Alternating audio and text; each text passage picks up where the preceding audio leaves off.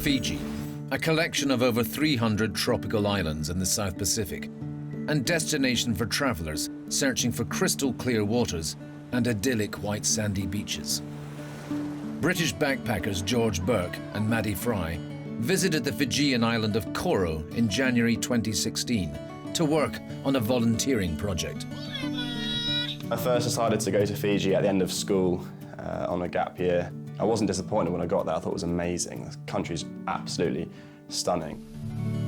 If you literally imagine paradise, that's what it was like, and everyone there is so friendly, and it was such a cool experience.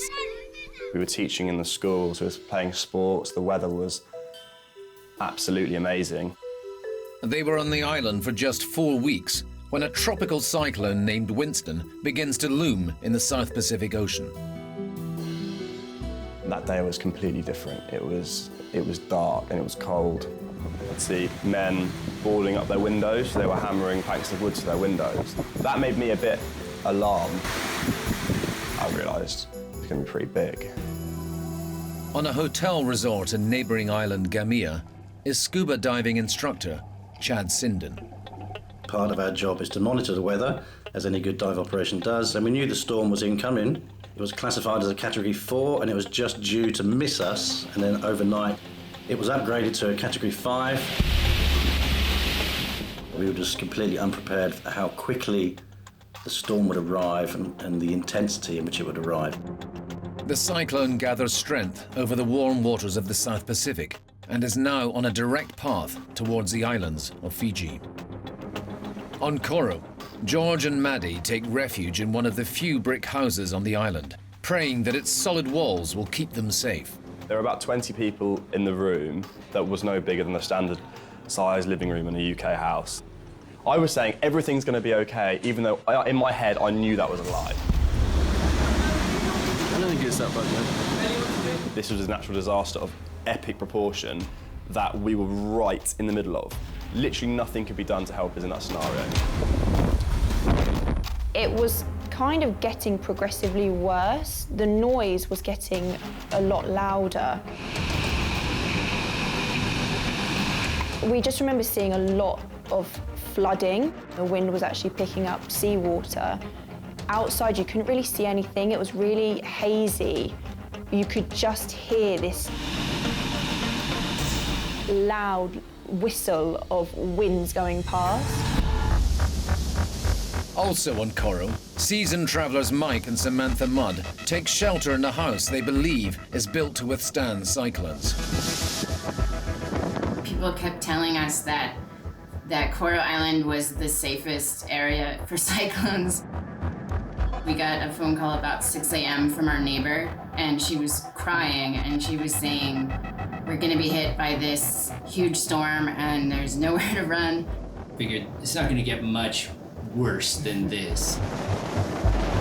And then the wind just kept getting heavier and heavier and heavier.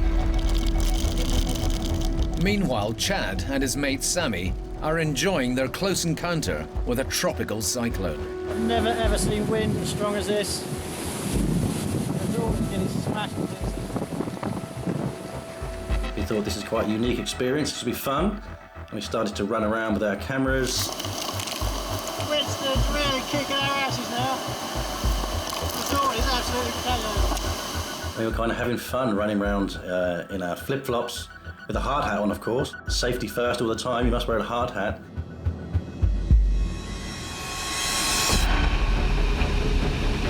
The noise was just like this massive, like, howling wind. Things getting thrown about, and I don't know what was going on, but obviously everything was just getting torn apart, so you could kind of hear like bangs and crashes. I just couldn't get over how loud the whole thing was. Like a jet engine was, was just outside the door. You start seeing things large and things that shouldn't be flying.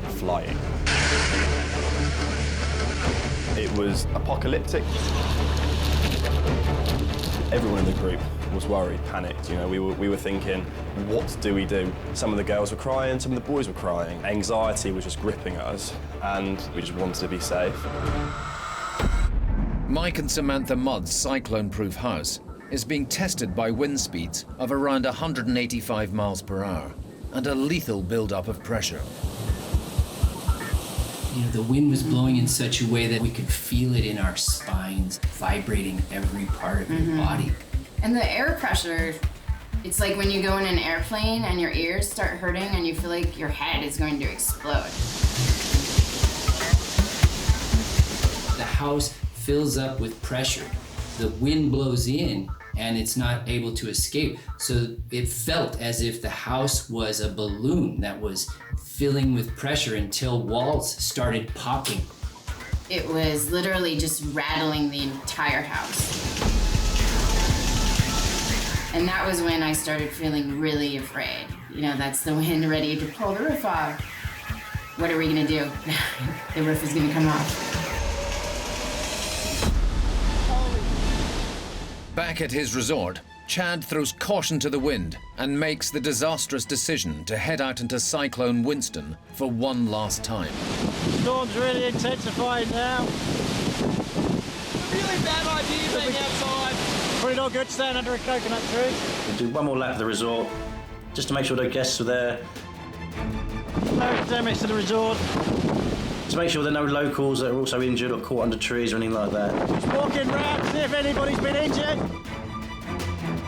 Really kicking our ass.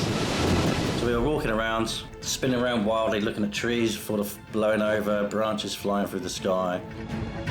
Little does Chad know, he's about to become Winston's next target. A huge branch landed directly on my head and knocked me out to the floor.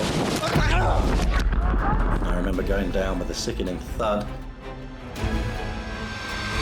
Also feeling the full effects of Winston's wrath, the roof of Mike and Samantha's safe house.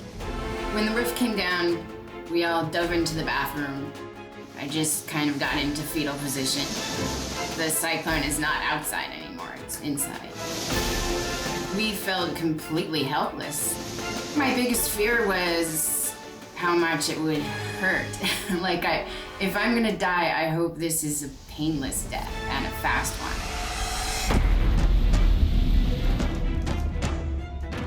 Later, we see how Cyclone Winston became the biggest storm ever to make landfall in the southern hemisphere. As soon as those waves take you, you're gone. We need a chopper, mate. We need a helicopter. This is ridiculous. We're not going to get out of this alive, surely.